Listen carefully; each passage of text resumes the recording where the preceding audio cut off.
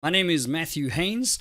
I am a Microsoft Innovative Educator Expert. I'm also an MIE Fellow, but actually more important than all of that, I am a Computer Applications Technology teacher, and I work at a school called c.a.t in Bedfordview in Gauteng.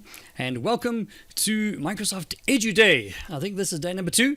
Welcome to my session. I'm glad that you could virtually be here, and I hope that I will hopefully have something that I can teach you. At least, well, let's see how we go. All right, so my topic today is going to be hybrid teaching and learning. Hybrid teaching and learning, and what that actually means. Now, a little disclaimer, okay? I am not a professional professor, lecturer type person who knows everything about everything. And so everything I'll be sharing with you is basically just from pure experience. And I always say that experience is the best teacher of all.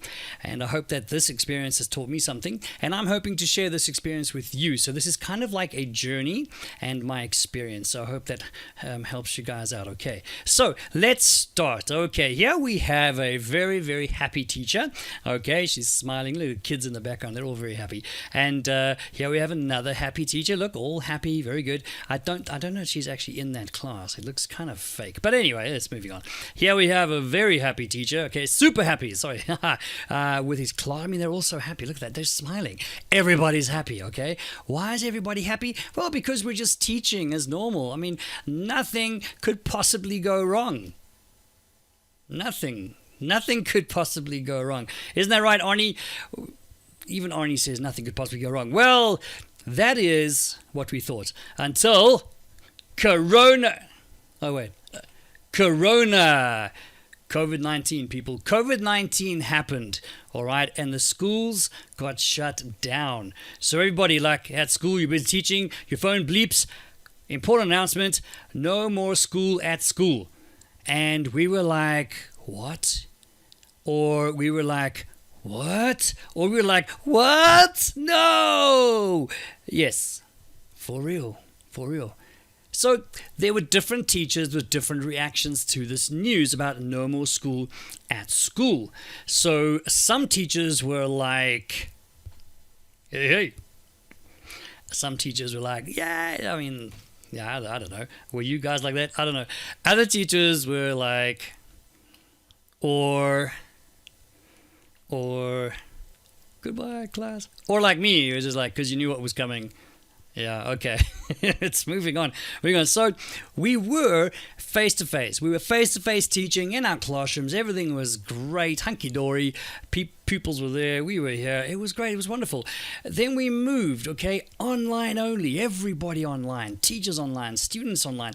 Then we sort of came back, like half online, half in school. It was sort of a mixture, and we called that hybrid, all right? So we started from the classroom to online to a bit of a mixture between them all right?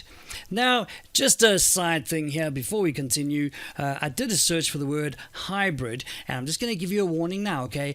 Don't search for the word hybrid, because you're going to find some really weird stuff online, okay? Things like these creatures that are really messed up. I don't even know what to call them, although that one could be called a duckiphant. Do you see what I did there? Okay, those pictures were just to get your mind on the word hybrid, okay? But you get the idea. Hybrid, it's a mixture of things.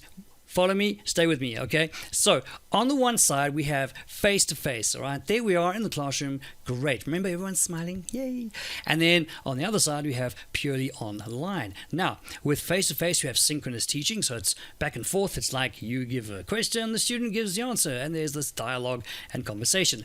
Online, we have a little bit of synchronous, if it was a live lesson with a live tutor or teacher, or asynchronous, where recorded lessons could be accessed later online. But if we take these two and put them together, we have this sort of intersection, okay? And that intersection, that's that blend, right? That's that mix that we get. And that mix is what we call hybrid teaching. Okay, let me just put it in maybe an easier way for you guys to look at. So if we have a look at the online learning spectrum, starting from face-to-face to web-enhanced and blended, that's less online, to web-enhanced hybrid, okay, we're becoming more online, to online completely. This is where we are now at the moment with most of our schools, okay. We're not all face-to-face, we're not all web-enhanced or blended, we have a mixture of all of this, and that's where the hybrid thing comes in. Now, let's put this together. We as a school needed to obviously find some tools. We needed some tools to figure this out. How were we going to do this online teaching and asynchronous as well, or synchronous? And I mean, there were so many options available. So we needed something that was based on online technology. We needed it to be able to have efficient communication for us as staff and for our students. We needed to be able to continue our assessments as well, and we had to engage the students. We couldn't just have something that would block the students off and make them completely bored that we'd never see them again. So we decided, right, in our toolbox, here were the various things that we have. So we had Microsoft Teams, we had OneNote, we had OneDrive, of course, Microsoft 365 Education Edition. So these were all of our weapons of mass instruction. See what I did there? Mass instruction. Okay, I thought it was funny. Anyway, so we're going to focus on Microsoft Teams. Okay, we chose Microsoft Teams deliberately as a school, and I'm going to tell you why we did that. Why did we choose Microsoft Teams? Well, the first thing that worked for us as a school, because of all the Microsoft Office 365 applications, was the sheer fact that everything integrates into everything. It's beautiful. Everything integrates so well. You're able to share files super easily. OneDrive takes care of that. Okay, with SharePoint sitting in the background over there. It was so easy to have assessments. We have a whole assessment section. You could schedule your assessments. You could put them online, have them loaded at a later date. Everything you need. Students, they could upload their work for you. It was so easy. So that was actually a no-brainer. And then, of course, the student and teacher engagement section.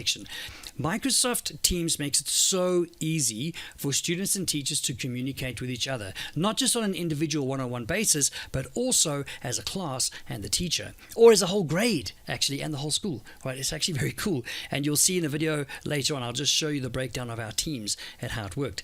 And then, of course, it was ideal for class and home teaching because you have that synchronicity that you can actually do. You can actually run a live meeting and have students sitting in your classroom and sitting at home at the same time. So I know you're thinking about that and like, how the heck do you do this? I'm going to get to that, okay? Stay with me. So we went from being fully online, so that's what we were, to where we are currently at the moment, which is the hybrid / concurrent / remote / virtual. I mean, you can call it anything you like, but that's pretty much what we're going to call it. So let's have a look at the setup, the teaching setup. Okay, so at the moment, what we have is we have week 1. And 50% of the students are sitting at home and accessing everything via their computers at home, online using Microsoft Teams. And the other 50% are physically at school in the classroom. Then, after 1 week goes by, they then swap places, okay? So they swap, and then the 50% that were at home are now at school, and the other 50% are now at home. So we just do this swap. Is that a word? It is now. And that's how we're doing it at the moment because of obviously distancing regulations and all that stuff. Okay, so let's see. So that is how it works now. 50% at home, 50% at school, swap the next week. Let's have a look at what is the physical setup that we're using, incorporating the use of Microsoft Teams with all of this, the physical setup as well. So have a look here. So here is you, okay, that's you, the teacher, and you're smiling because you're happy, okay, that's all good. There are your students, they're in class. Then let me tell you, they're happy to be in class, okay? I know mine are, they don't want to be at home anymore. So you're teaching your students in the classroom. So this is still all at school. You have your laptop, you got your whiteboard, your smartboard up there behind you, and you then are sharing a screen on the computer. Screen 1 over here, you can see screen 1 is on your laptop, okay, and that's Microsoft Teams, that's what you're running. Screen number 2 is whatever else you want to display on the board with a data projector, for example. Okay, now this is where things might seem a little bit tricky, but actually it's pretty easy if you think about it. Screen number 2 gets shared by Microsoft Teams via your internet connection, okay, via your meeting, to the rest of the students who are sitting at home on their computers. And this is the beauty of Microsoft Teams, okay, because a student at home can do pretty much the same things your students in class can do. They can raise their hand to ask a question. They can chat with you and send you messages and you can reply to them. They can send you files as attachments in a chat message super easily, and they can even share their screen with you. If they're not sure or need some help with something, they can share their screen, you can connect and you can help them out. So at the end of the day, everybody's happy. It actually works very, very well. So that was the physical setup of our teams. In a video I'm going to show you in a minute, you will see the actual setup of our teams. We have our class team. Okay, we created a class team. We then have our various channels. Obviously, you've got your general channel. You then have your tabs. Your assignment tab comes along with your class channel, and of course, as well as your notebook as well. Very, very powerful and handy tools in the teacher's toolbox. Okay, and then of course, another channel that I used to like, or that I still use, is a weekly channel. I like that one, and the revision channel. All right, I use the revision channel for revision, and I then put everything else in this week each week. The one thing where I find Teams is actually very, very useful and powerful is the recording of lessons. All the lessons are recorded. Now, the reason is, it's obvious, because you need to be able to replay material. People can use it for revision, catch up missed work, go back and watch the lesson again if there was something they were not sure of. Having a lesson recorded is something we've never really been able to do in the past. Now, everything is recorded, and you can always go back and re-look at what you have learned, or redo if you haven't done something correctly. You can go back and correct that and fix it up. Okay, so that is just beautiful. Let's have a look at the actual team setup in another video. Let's have a look at my teams that I'm a part of and how we set this up for the school while we were doing online teaching and then also hybrid teaching, which we're doing now. The first thing that I did was I created a c.a.t students team, and in that team I created a channel for each grade, and I made it a private channel, okay, so that only that grade would be a part of that channel. So we kind of kept things nicely focused for the students. I also created a support channel, and then students could then post their queries, anything that they were battling with, we could help them with in the support channel. Announcements from teachers, anything that we needed to talk about, we could then put into their own grade specific channel, and that actually worked out very, very well. And then when we started doing online assemblies, virtual assemblies, we also then had an assemblies channel just to put the links, so everyone knew whenever it was time for assembly, if you wanted to find the link to go to the virtual assembly, you'd go to the assemblies channel. So that was the students channel, very important, and that was a very, very big help, especially when we didn't have our students in person in the class. The normal teaching teams would be like this. Here's an example. Here's my grade 10 c.a.t class. There's the general channel as normal. We have a revision channel where I put revision notes and things. Also in the files section, I've got the previous exams, textbook data files, etc. And then of course I would create a channel per week, and basically this was just to help keep everybody focused and not overwhelm them with too many things. Okay, so one channel per week, and all the work we did was in that week, and yeah, it actually worked very, very well. So that was pretty cool. Then we had exams teams while we were doing exams, and that was actually really, really nice because the students could access everything they needed to know about the exams in the exams team per grade. And so we have the general channel for all the general notices from the teachers, a student support channel that was obviously while they were having any issues in that during exams, and then of course the teachers channel, so all the grade 8 teachers, for example, could then chat and communicate about specific exam related issues in the grade 8 exams channel, so a team, sorry. The other one I wanted to show you was this one, the staff ICT development. Now this is to do with training and development of staff, quite a key thing during the lockdown and now as well. So what I did was I created a staff ICT development team and just made a bunch of different channels on different topics, okay, computer basics, Excel, Microsoft Forms, PowerPoint, Sway, Word, OneDrive, OneNote, Edge, etc. And anything that I did that was pertinent to one of these topics, I would then put into that channel. Here you can see there are various links and notes over here in the staff training channel. There's a Microsoft Edge channel. As we learned more and more cool stuff about the new Microsoft Edge, I pop them in over there. And also working with OneDrive, any sort of video clips, tutorials that I create, I put them all in here. So the staff ICT development channel actually becomes quite important. And one of the things I like the most about this, let me just find it. I think it was OneNote. Oh no, it was Teams. Go to Teams. Here I created a Teams workshop in Microsoft OneNote, and so what I did was I just put the workshop into our Teams channel just as a tab, and so all the teacher has to do is go click on the tab.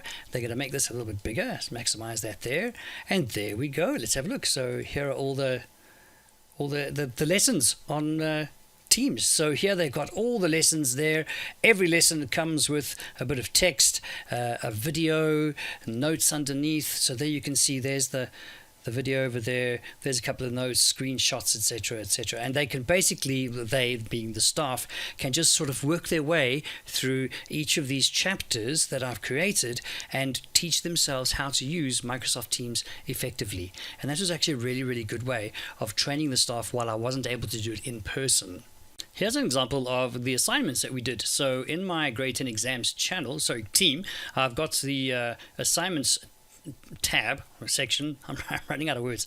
Okay, and I'll just show you what it looked like. I don't know why I clicked off of it. Let's just load previous there. And basically all the teachers were able to load their papers here, and we had one person in charge to sort of schedule the exams in advance to automatically load at the date and time of each paper. The students would then just access that, download their paper, complete all the work, upload their work, and submit it in the assignments tab. So actually we were able to do assignments without any glitches whatsoever, just using the assignments section in Microsoft Teams. That was actually pretty cool. We didn't stop doing parent interviews or parents' evenings or meetings, as we other schools call them.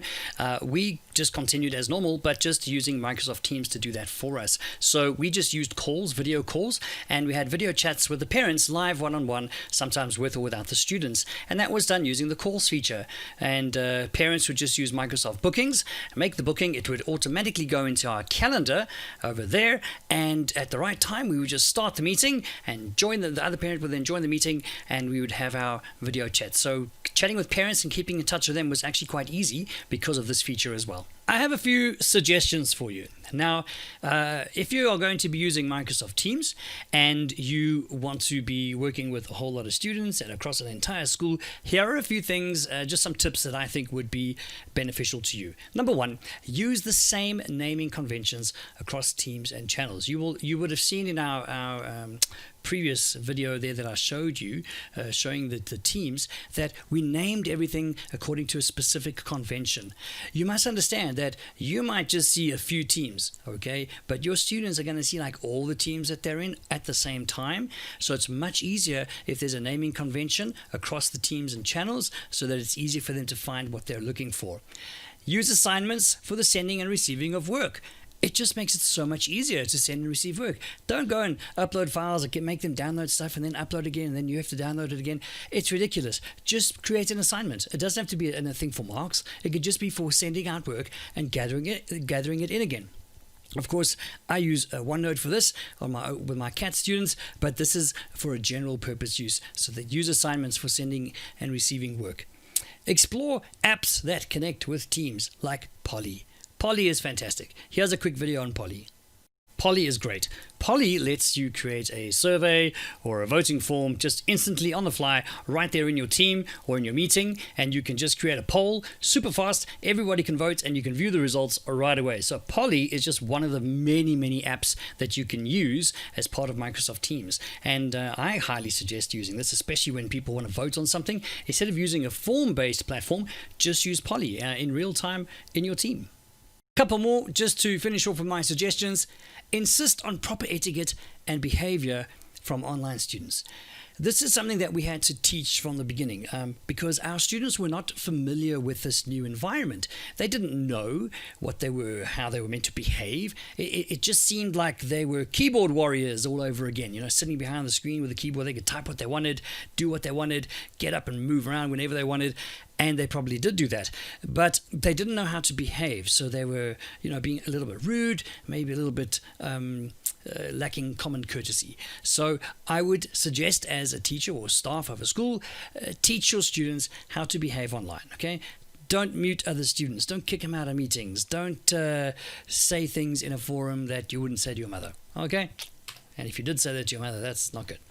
Right, another good tip for you is to convert your files to PDFs unless you need them to be edited. Okay, so that's my suggestion, is if you're going to share stuff and it's files and you don't need them to be edited in any way, make them PDFs. It's just easier and so much safer. People don't mess things up, right? If you put a Word document in and you don't protect it or like write protect it or anything like that, all the people in the team can edit it and they will.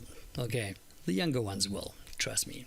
All right, here's a good one. Format your posts and messages. If you're putting stuff into a forum or a news feed or a conversation window, go ahead and format it. Make it look nice. Make it stand out. Put a bit of color in it.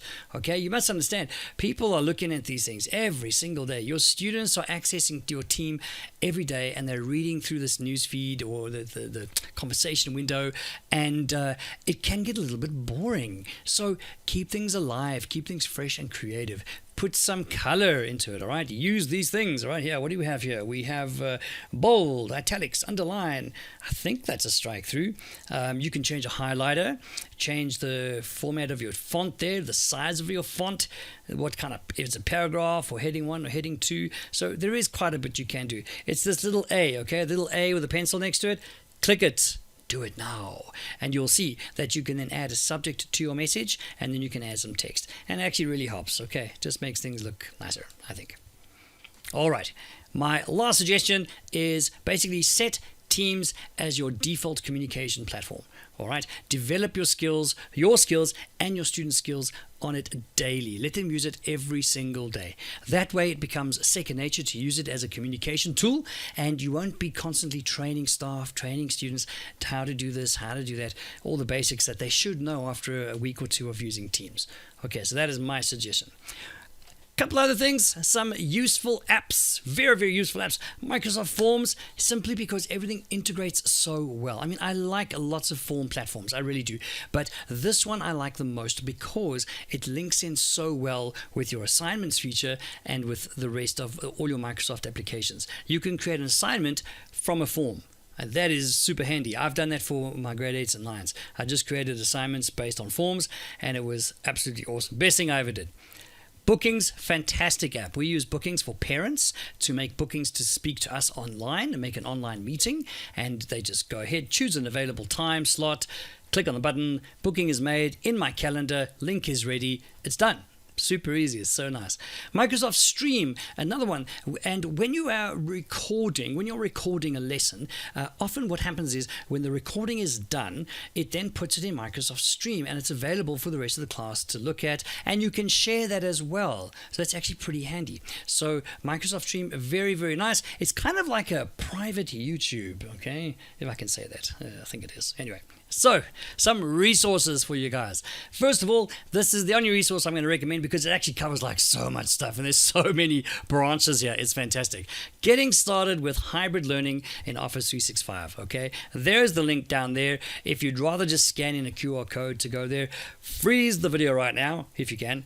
I don't know if you can, and just scan that QR code over there, okay, and that'll take you to the right page, and you can see that like that is everything you need about hybrid learning, the tools you need, the pedagogy, the insight, the experience that you need to gain. It's there. Go check it out. Very, very cool. Much more than what I have touched on today.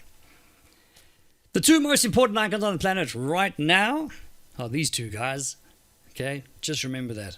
On and off. Know what the difference is. Okay.